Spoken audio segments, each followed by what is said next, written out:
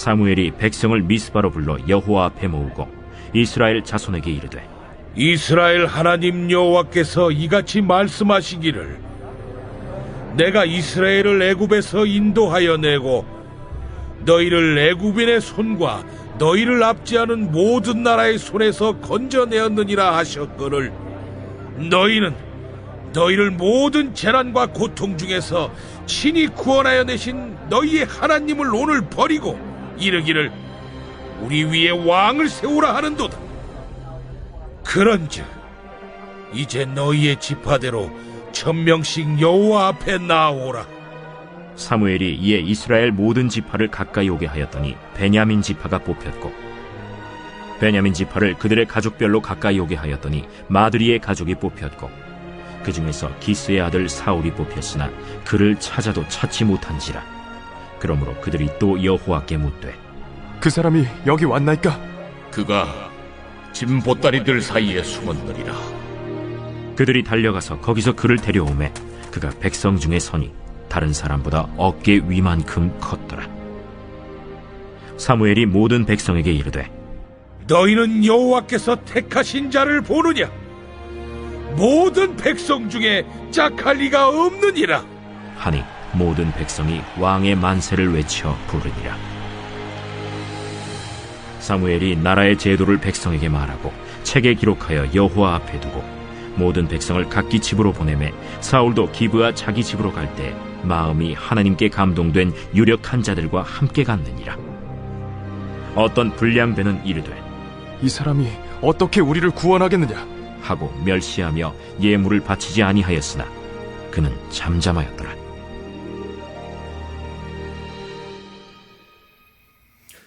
사울에게는 왕이 되기까지 3가지 과정이 있었습니다. 먼저는 사무엘에게 기름 부음을 받았습니다. 그리고 제비를 뽑았는데 그 제비에서 사울이 뽑히게 됩니다. 암몬과의 전쟁으로 백성에 의해서 왕으로 세워지는 그런 과정들까지 거치게 됩니다. 오늘 본문은 그중 2번째에 관한 이야기입니다. 하나님은 그동안 왕으로서 이스라엘을 이끄시고 구원해 주셨기 때문에 자신을 버리고 인간 왕을 요구하는 이스라엘에 실망하셨습니다. 그러나 결국 이스라엘에게 왕을 허락해 주십니다. 왕은 제비뽑기로 뽑혔습니다. 물론 사울과 사무엘은 그 제비뽑기에서 사울이 왕이 될 것을 미리 알고 있었습니다. 하지만 이스라엘 백성들은 이 제비뽑기의 과정을 통해서 하나님이 사울을 왕으로 선택하셨다라는 것을 처음 알게 됩니다. 일부 불량배들은 사울의 왕됨을 멸시하고 그의 능력에 의문을 제기했지만, 대부분의 백성들은 제비 뽑힌 사울의 준수한 용모를 보고 그에게 호감을 갖고 환호합니다. 환호하는 백성에게 사무엘은 이스라엘에 세워질 왕조의 특징을 다시 한번 설명하고 기록해서 하나님 앞에 둡니다. 이스라엘 왕조의 특징은 인간 왕을 세우지만 왕의 왕 대신 하나님의 통치를 받는다는 것입니다. 오늘 본문 속에서 우리가 깨달아야 할 하나님의 말씀은 무엇일까요? 오늘 본문 속에 등장하는 미스바는 7장 5절에서 한번 등장한 적이 있습니다.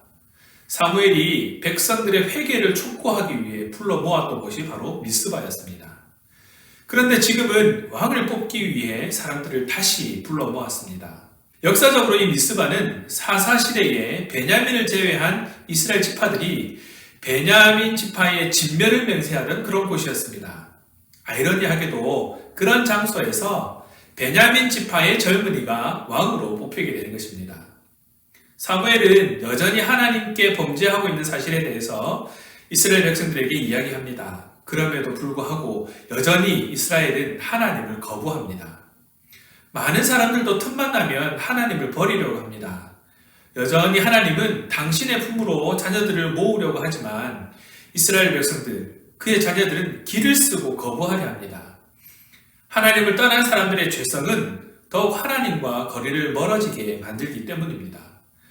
언제 어디서나 일이 잘 풀리지 않거나 하물며 일이 잘 풀릴 때도 우리의 죄성은 하나님과 멀어지게 만듭니다.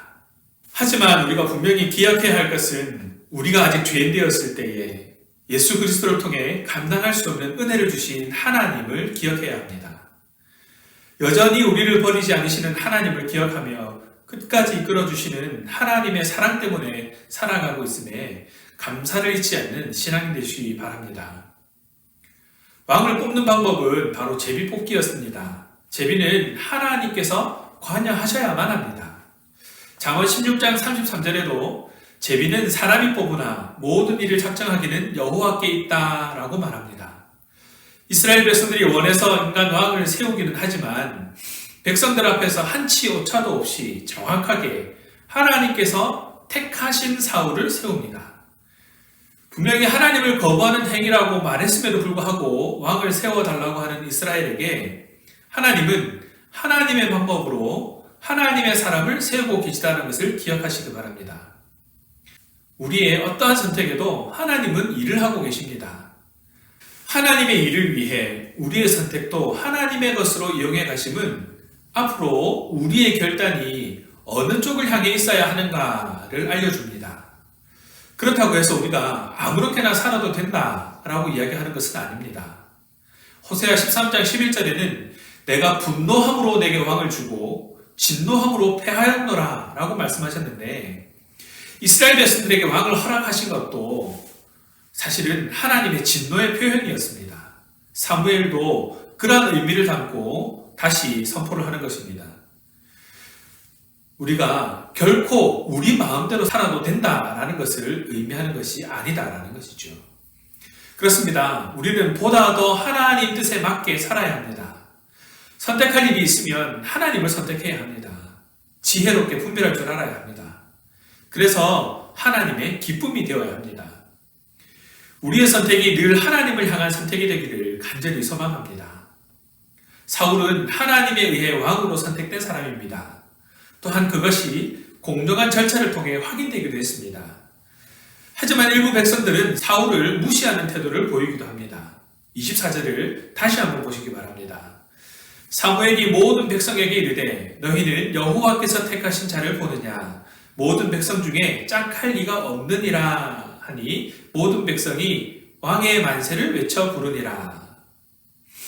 이는 여호와께서 선택하신 자다라고 사무엘이 선포합니다. 하나님께서 선택하신 자이기 때문에 백성 중에 짝할 리가 없다라는 결론으로 이어지는 것이죠. 사울은 여러모로 탁월한 사람이었습니다. 초기에 그 사울에 대한 언급들을 보면 다 긍정적인 부분들이 많습니다. 여러모로 충분해 보이는 그러한 사람이었습니다. 그럼에도 왕이 될 자질에 대해서 스스로 부족함을 느끼고 있었던 사울은 제비 뽑던 그 순간에 짐더미 뒤에 숨어 있었습니다. 마지못해 사람들에 의해 붙들려 나오지만 그 사울을 본 사람들의 반응은 왕의 만세를 부릅니다. 세번역 성경은 이렇게 표현합니다. 임금님 만세! 백성들은 드디어 자신들이 의지하고 따를 만한 왕이 세워졌다고 기뻐합니다. 사무엘은 다시 한번 왕정 정치에 대해 설명합니다. 이번에는 앞에서 말했던 폐해에 대해서 말하는 것이 아니라 신명기 17장 14절에서 20절에서 얘기하는 것처럼 왕의 왕 대신 하나님의 통치 아래에 있는 그러나 인간이 세운 그 왕을 통하여서 이루어가실 하나님의 일들에 대해서 기록을 합니다. 그리고 그 기록을 남겨서 하나님 앞에 보관하지요. 상당수 사람들이 곧바로 사울을 따릅니다. 물론 반대하는 사람들도 있었습니다만 사울은 애써 그들을 무시합니다. 하나님의 때를 기다리는 것이지 않았을까요? 모든 사람들이 따르지 않고 있었음을 알고 있었던 사울은 따르지 않았던 이들조차도 품기 위해서 하나님께서 왕으로 세우신 일에 대해서 하나님의 방법으로 이루어 가실 것을 인내하며 자신의 정권을 세워나갈 준비를 했을 것입니다. 아직 왕정은 시작되지 않았습니다. 사울은 왕으로 세우는 임명식은 진행되었지만 아직 취임식이 남아있기 때문입니다. 그때까지 여전히 사울은 왕이 될 만한 자격이 있는지에 대해서 평가받을 것입니다.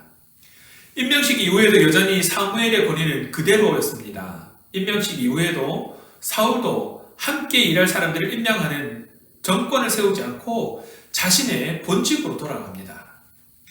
예배를 드리면서 말씀을 보면서 찬양을 드리면서 하나님의 임재는 언제든지 경험할 수 있습니다. 그리고 우리는 우리 각자의 삶의 자리로 다시 돌아가야 하는 것이죠.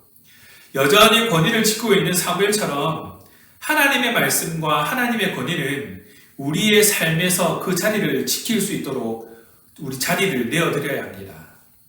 하나님께서 택하신 자는 다른 사람이 아니라 바로 저와 여러분이기 때문입니다. 우리가 하나님 앞에서 삶을 드리며 삶을 살아내는 모습이 이러해야 합니다. 하나님의 은혜가 있어야 살아갈 수 있음에, 봉사할 수 있음에 감사하며 살아가는 것이지요. 선택이 있어서 언제나 하나님을 향한 선택이 될 수 있도록 지혜를 구해야 합니다. 또한 하나님께서 이루어 가실 일들에 대해 기대하며 인내해야 합니다. 결국에는 하나님께서 택하신 자들을 통해서 하나님의 일들을 이루어 가실 것이기 때문입니다. 저와 여러분의 삶의 결단이 택하심을 따르는 삶이 되기를 간절히 소원합니다. 기도하겠습니다.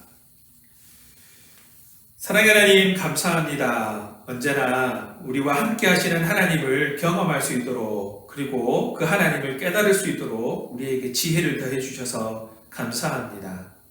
예배를 드리면서, 말씀을 보면서, 찬양을 드리면서 언제나 하나님의 은혜를 경험하는데, 그 상태로 머물러 있는 것이 아니라 우리 본업의 자리에서, 하나님께서 보내신 그 자리에서도 여전히 하나님의 때를 기다리며 하나님의 방법에 순종하며 하나님을 따르는 삶의 결단들이 이어지는 우리의 삶이 되게 하여 주시옵소서. 받은 은혜로 말미암아 세상을 향하여 하나님을 전할 수 있는 귀한 삶이 되어지게 하시고, 하나님께서 선택하신 그러한 자의 삶을 합당하게 살아가는 믿음의 결단들이 이어질 수 있도록 하나님 함께하여 주시옵소서. 감사합니다. 주님, 우리 주 예수 그리스도의 이름으로 기도합니다. 아멘.